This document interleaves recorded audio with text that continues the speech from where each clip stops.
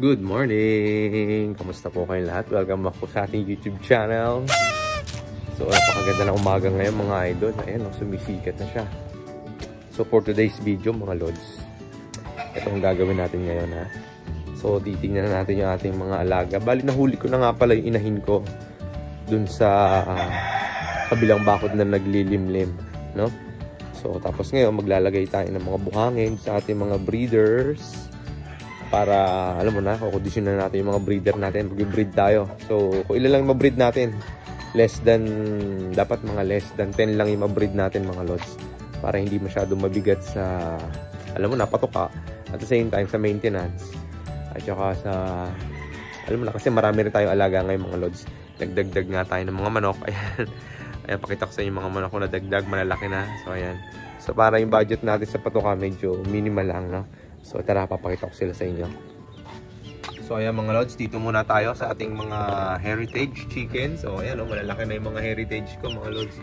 Bali, dito ko nga pala sila nilagay sa mahabang, ano na yan, bakal na yan. So, binigay lang sa atin yan nung mga kaibigan natin magmamanok dito. Shout out sa mga Rebilla Farm, ayan. Kila Kuya Jer, kila Kuya Lito. Ayan.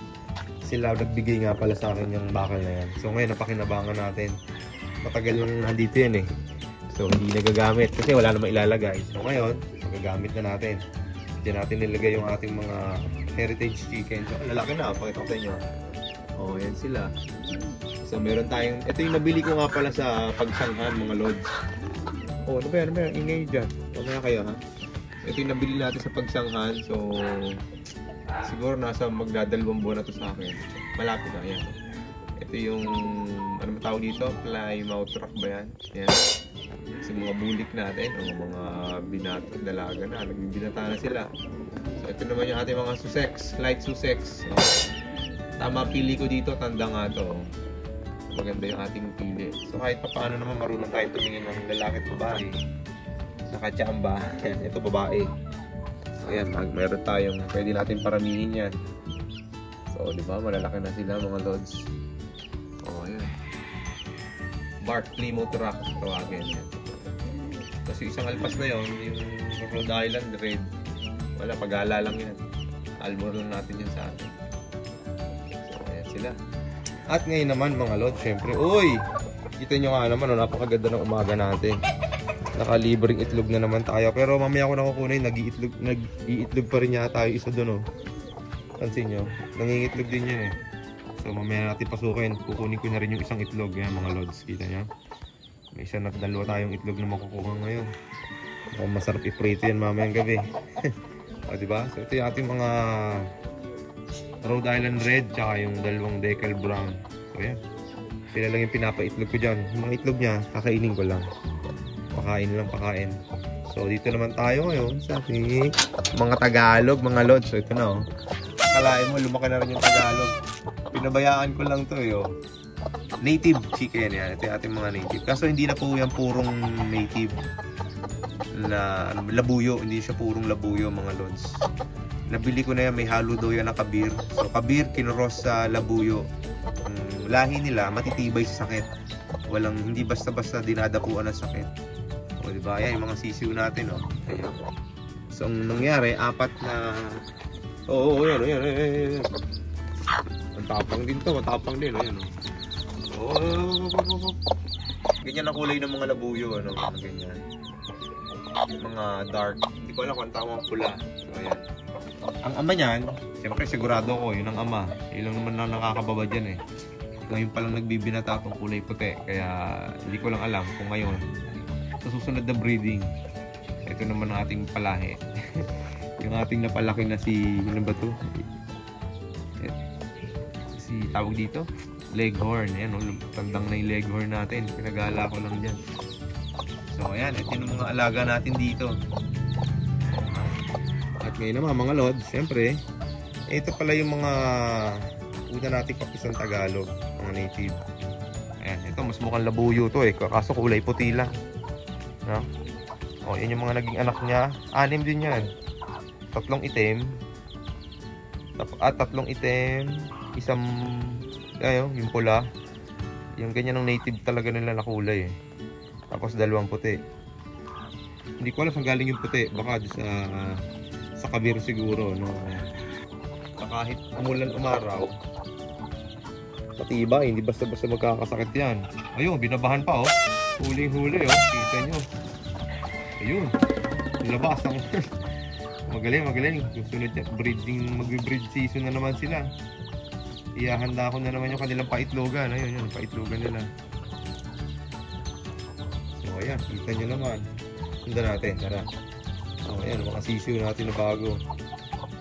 Oh, diba? Sigurado, tsaka hindi man sila masyado alagain pag mga native. Marunong hayaan mo lang yung nanay na mag-akay dyan. Kayang-kaya na nila yan. Tsaka hindi sila sakitin. Oh, yan. So, ayun na nga mga lods. Oh, yan. Kita nyo naman. Tumayo na yung isang inahin. Ang laki ng itlog niya, oh. Kita nyo. Magkukuling ko na yan. Teka, may nakalpas pa isang sisiw, oh. Huhulihin ko muna to, mailap to eh. Kahit ganyan kaliit yan, mailap yan mga lods, kala nyo ba? So hulihin muna natin siya. Huhulihin ko muna to. So ayan mga lods, nahuli ko na. Napakaligse, hindi na hulihin. Napakailap. Ayan, after 1 week, alpas ako na rin to mga lods. Tingin ko kaya na nila yan. Kasi mga Tagalog naman to eh. Kayang maliligsa yung mga Tagalog, hindi mo akalain na ganitong katawan nila. Titigas, oh. Hindi siya malambot na lambutin. Maano siya yung... Basta, ramdam nyo yun eh. Ramdam nyo sa hipo eh. Medyo matigas yung katawan ng mga native. Talagang ano sila. Ano, maganda yung tiyan nila. Buong buo, kumbaga. Oh, ayan. Napakaganda, ganda. So, dito yan lumabas. So, ang gagawin ko, sasaraduhan ko to. Baka magsilabasan lahat yan dyan maya-maya. Diba? So, ayan, sarado muna. So, ayan, ganyan mga lods. May mga pagalakang manok. Yung mga native kang manok dito. Sila yung mga tumitira ng mga insekto, mga damo. Ayan. Kaya maganda rin yung may ganyan kasi yun yan, no? Kain nila yung mga insekto na alam mo na, hindi maganda rito sa paligid. So, ayan, hindi na mga gawa niya, mga ikay. Hindi titigil hanggang hindi nakakaharap ng pagkain. Ayun, may inahin na yan. Ito mo si Leghorn, pasama-sama lang eh, no? Oh, ayan. So ayan, ngayon naman mga lods ay maglalagay tayo ng buhangin sa mga paitlugan ng ating mga breeders. So mga lalagyan lang natin mga tatlong breeders ng isa. Ito, lalagyan natin ng buhangin. Tapos yung dalawa dun sa breeder's loft, may nilagay akong paso doon, wala pang buhangin, lagyan natin. Tara. A few moments later. So yan mga lods, lalagyan na natin ng buhangin yung paso ng isa natin breeders dito mga lods. Ito yung foundation cup ko nga pala mga lods. Ayan. Ito yung acquire natin kay RMC, kay Idol Richard Caparas. Ito yung ating foundation cup, yung ating producer ng mga winners dito sa loob mga lods. So yung last year na second overall, lahi nito yung mga lods. Ayan, bali apo na nito yon. Tapos yung MacArthur, yan, yung mga, tapos yung mga finisher, lahi niyan. So napakagandang cock talaga nito mga lods para sa akin. So itong pinaparami ko ngayon mga lods. So, ayan. May asawa siya, ito asawa niya, yan. Si Toco Pinares kay Tuldok. So ayan, ito yung ating Tuldok mga lods. Sana mag-produce pa sila ng magagandang anak. So bali yung dalawang young bird nito natitira pa. Nandito pa sa pliers natin, hindi pa nawawala. Titignan natin kung aabot ng Katbalogan at Tacloban, ano? Kung tatawid ng dagat. So ayan na yun, natin mga breeders na ngayon. So, ayan. Ito na. Lapit tayo dito. Yan, lahi din ito yun. So ako, line breeding na to mga lods. So dito nga pala muna tayo. Talagyan ko na rin yun ng ano, may buhangin na rin yan. So bali ito, line breeding na tayo para kay doon sa cock na yun. Yun, naikot-ikot na yun. So yun ang paiikutin natin na bloodline ngayong taon mga lods. Dahil sila yung mga nagpapanalo, sila yung pararamihin natin. So ngayon, yung aking MacArthur, si Maria Makiling. So, ito yung ating second overall champion naman last year.